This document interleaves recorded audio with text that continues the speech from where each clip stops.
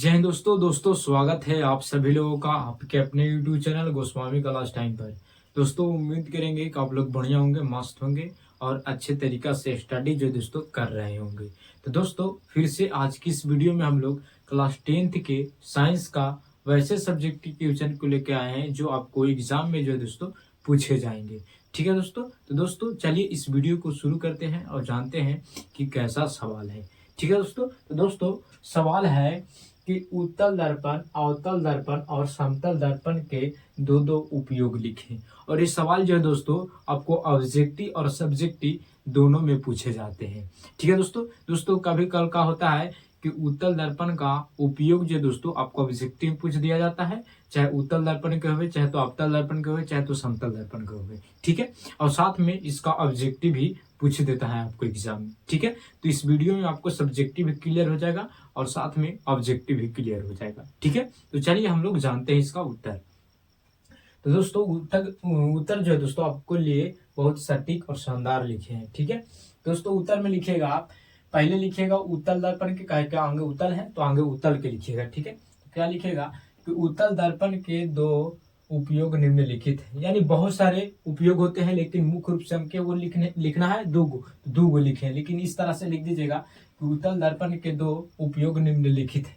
ठीक है, चलिए तो पहला है कि इसका उपयोग किसका, तो उत्तल दर्पण का उपयोग मोटर गाड़ी के साइड मिरर के रूप में किया जाता है। दोस्तों ये सवाल बहुत ही ऑब्जेक्टिव में पूछे जाते हैं कि साइड मिरर के रूप में किस दर्पण का प्रयोग किया जाता है, तो उत्तल दर्पण का प्रयोग किया जाता है। ठीक है, ये ऑब्जेक्टिव में आपको से पूछे जाएंगे। ठीक है, दूसरा है कि इसका उपयोग किसका, तो उत्तल दर्पण का उपयोग किसी भी वस्तु का छोटा और सीधा प्रतिबिंब बनाने में किया जाता है। और ये भी ऑब्जेक्टिव पूछे जाएंगे कि किसका, यानी किसका वस्तु का छोटा और सीधा प्रतिबिंब बनता है, तो उत्तल दर्पण के। ठीक है, इससे क्या होगा, उपयोग वाला सवाल पढ़ने में और याद करने में कि आपको अंतर वाला सवाल भी पूछ दिया जाएगा कि उत्तल दर्पण और अवतल दर्पण में अंतर लिखे, तो आप इसे लिख सकते हैं। ठीक है, यानी इसे 3 गो सवाल जो दोस्तों आपको कंप्लीट होगा।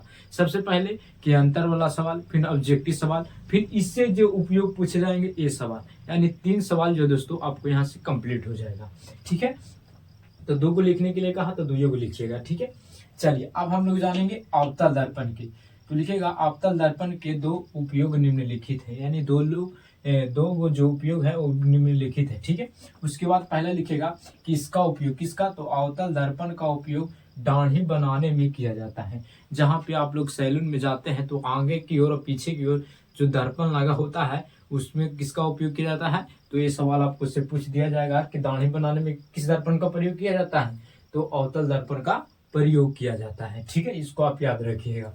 फिर इसका उपयोग डॉक्टरी क्षेत्रों में किया जाता है, किसका, तो अवतल दर्पण जो है दोस्तों इसका उपयोग डॉक्टरी क्षेत्रों में भी किया जाता है। जैसे कि कान में ऑपरेशन जो होता है, कान को देखने के लिए, दांत को देखने के लिए इसका प्रयोग किया जाता है, तो ये अवतल दर्पण का, यानी सीधा सीधी कह सकते हैं कि डॉक्टरी क्षेत्र में किसका प्रयोग यानी उपयोग किया जाता है, तो अवतल दर्पण के। ठीक है, चलिए और तीसरा में है समतल दर्पण। तो लिखिएगा समतल दर्पण के 2 उपयोग निम्नलिखित है। ठीक है, पहला है कि इसका उपयोग एक से अधिक प्रतिबिंब बनाने में किया जाता है, यानी एक से अधिक यानी ज्यादा प्रतिबिंब बनाने में किसका प्रयोग किया जाता है, तो समतल दर्पण के। लेकिन बता दें हम यहाँ पे, तो आपको जो है दोस्तों उत्तल दर्पण और अवतल दर्पण से जो है दोस्तों सवाल ज्यादा पूछे जाते हैं, समतल दर्पण से उतना सवाल नहीं पूछे जाते हैं। ठीक है, दूसरा में लिखिएगा कि इसका उपयोग, किसका, समतल दर्पण का उपयोग अपना चेहरा देखने के लिए किया जाता है। जो अपने घर में जो आईना है दोस्तों उसको में जो आप चेहरा देखते हैं सीधा, तो किस दर्पण का बना होता है, तो समतल दर्पण के बना होता है। ठीक है, तो आप लिखिएगा कि समतल दर्पण का उपयोग अपना चेहरा देखने के लिए भी किया जाता है। ठीक है, तो ये रहा दोस्तों साइंस का बहुत ही महत्वपूर्ण सवाल, और ये जो है दोस्तों सवाल बहुत बार एग्जाम में रिपीट भी हो चुका है। तो दोस्तों उम्मीद है कि 2025 के एग्जाम में भी पूछे जाएंगे। ठीक है, तो दोस्तों उम्मीद करेंगे कि आपको ये वीडियो अच्छा लगा होगा। अगर आपको ये वीडियो अच्छा लगा होगा तो वीडियो को लाइक जरूर कीजिएगा। अगर आप चैनल पर पहली बार होंगे तो चैनल को भी सब्सक्राइब जरूर कर लीजिएगा, क्योंकि इसी तरह का वीडियो जो है दोस्तों आपको लगातार मिलता रहेगा। ठीक है दोस्तों मिलेंगे अगले वीडियो में। जय हिंद, धन्यवाद।